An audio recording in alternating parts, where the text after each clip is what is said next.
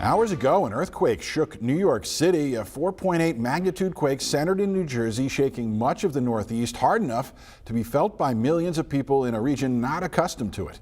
Michael George is in Times Square and has reactions.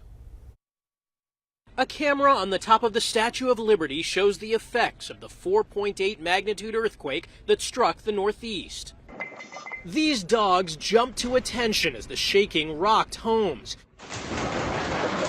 And a meeting at the United Nations was briefly interrupted. You're making the ground shake. Initially, many thought the shaking was caused by something else. I don't know if this is an earthquake, so I feel like I'm gonna sit down. I don't think it is, but I think it's just the construction, but it's very weird and it scared me.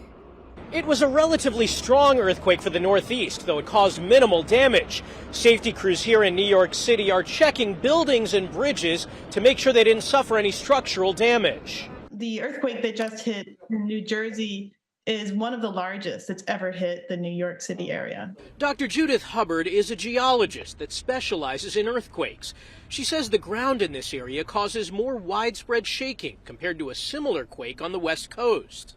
The location where the earthquake happened is on a fault that we know about. It's a really super old fault that probably formed about 200 million years ago when North America first split off of Africa. State and local officials are warning residents to be on alert for aftershocks. But we're ready for the unexpected. This is New York City, and we respond accordingly. Experts say there's a small chance of an even larger earthquake in the months ahead.